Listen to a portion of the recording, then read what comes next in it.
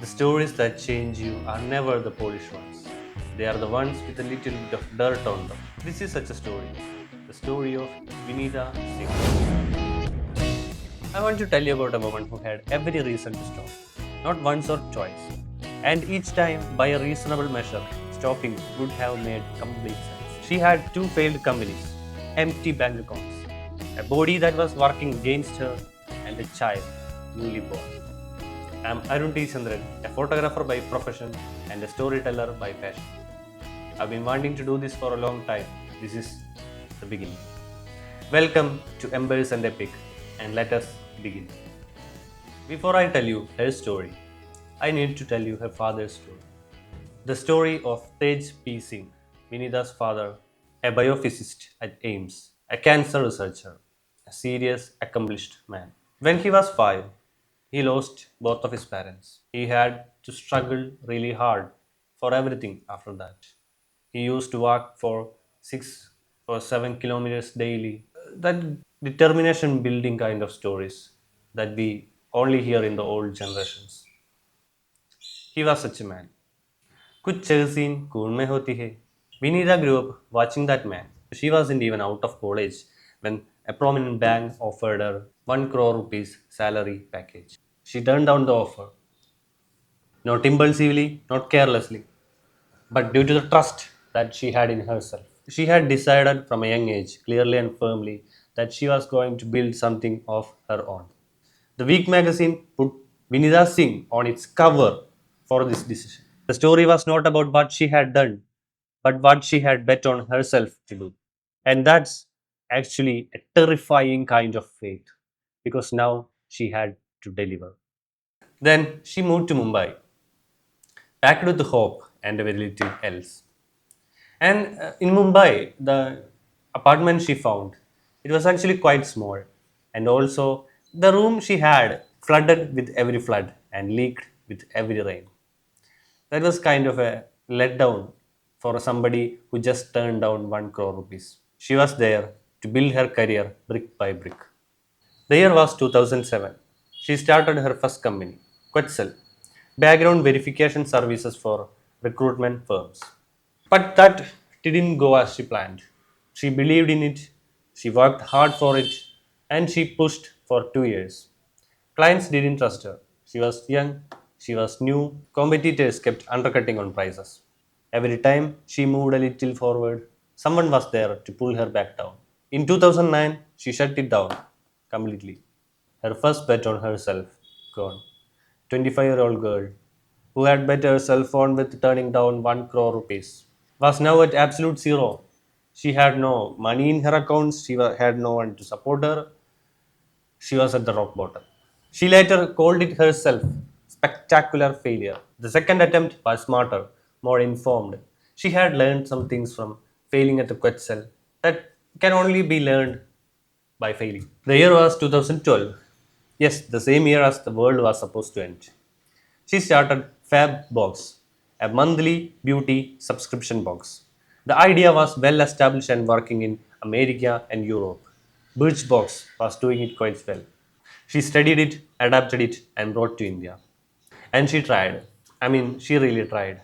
Better packaging, better curation, everything better. She really put herself into it and really tried to like make every aspect of the business the best there is. But still, it was not enough.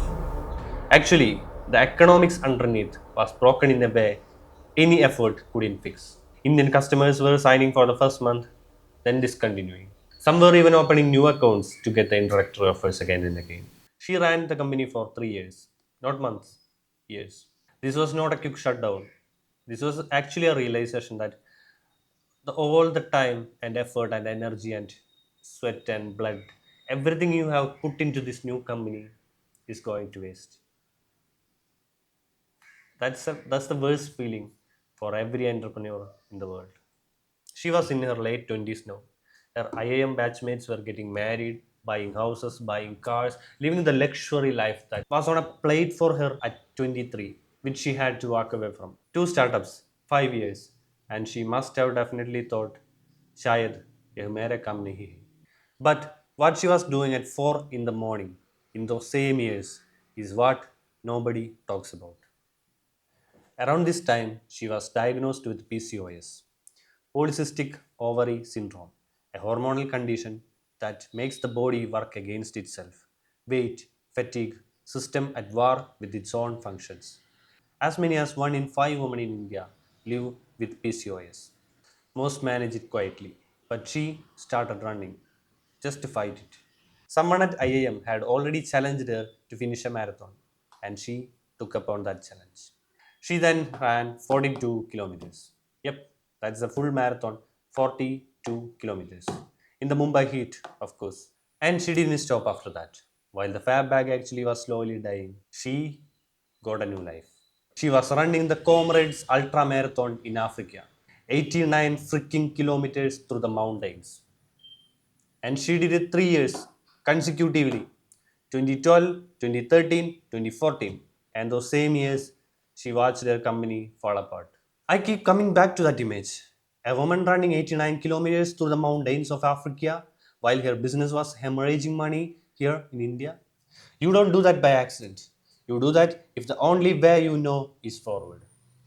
As the fab bag died away, she actually saw another opportunity. Indian women were actually buying cosmetics made for European skin tones, for European weathers, shades that didn't quite match, formulas that didn't hold in our humidity, colors that looked different on the skin tones than the packaging showed.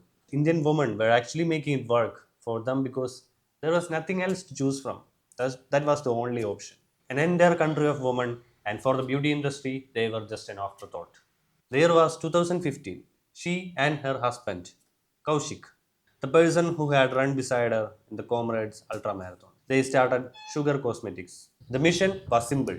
In her own words, bold products for Indian women who have been told their whole lives to tone it down and have decided they won't. And then the fundraising. More than 100 venture capitalists passed on Sugar Cosmetics. The rejections came in all shapes. One investor told her directly, "We don't invest in woman founded companies. When your husband joins full time, then we will talk." Others questioned the market, the team, the timing, over and over and over again. More than 100 times. The seed round took 58 months to close. That's nearly 5 years of rejection letters. She kept them. She kept every one of those rejection letters. She wanted to prove they were all wrong one day. At one point, the cash fell to zero. Manufacturers were actually holding the product. She was days away from shutting shop. Her third company was on the brink of failure. But then, one of their earlier investors, India Quotient, made an entry. They gave her a personal loan of 1 crore rupees to keep the sugar alive, a personal bet on her. And while all this was happening, her first child was born. The Sugar Cosmetics and her first child was born 2 months apart. Having a baby is quite frankly the biggest moment of every parent's life, the happiest. But this meant she had more work to do. She describes that period like this: one hand for the office file, one hand for the baby. Sleepless nights. She didn't slow down, she ran faster. The year is 2017, Hawaii, the original triathlon Ironman competitions. Kailua Kona, the one every endurance athlete in the world knows.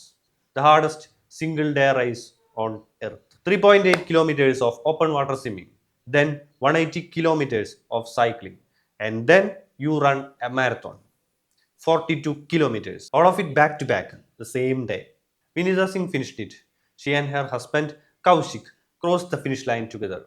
The first Indian couple to complete an Ironman. And then the year is 2018, the Mumbai half marathon. Really? What's so tough about a half marathon if someone could run a triathlon? She was 6 months pregnant. She ran 21 kilometers while she was 6 months pregnant. Kaushik still beside her the whole way. 6 months pregnant, 21 kilometers, 2 hours, 42 minutes. Today, 1,500 employees, 75% of them women. Thousands of retail touchpoints across India, present in 140 countries. She sat on Shark Tank on the other side of the table, listening to founders pitching their ideas. She's an inspiring person. The way she tore away the safety net by rejecting the 1 crore offer was something that almost everybody can't do. It's actually extraordinary.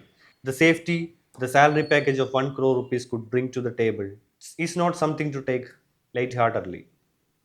She had the willpower and determination in herself to say no to that amount. Thus, she began her journey, learning through her failures. She inspired me when she trusted in herself in a way that she won't back down when everybody was saying no. And then she inspired me when she managed her time and effort and was ready to give everything for the company and her son at the same time. She inspired me when she could run an Ironman through all the adversities in life. I don't think it's about IIM or IIT or either. I think this story is about something much simpler and much harder. It's about what you do when you have every reason to stop, but you keep moving. Not because you have proof it's going to work, not because anyone is watching, not because the world has given you any sign that you are on the right track, just because you are still moving, because stopping is simply not an option for you. This is Embers and Epic, the real stories of real inspiring people. If you liked the story or felt anything from it, stay, subscribe, and send it to your friend who needs to hear this. This is me, Arun T. Chandran, signing off. See you next time.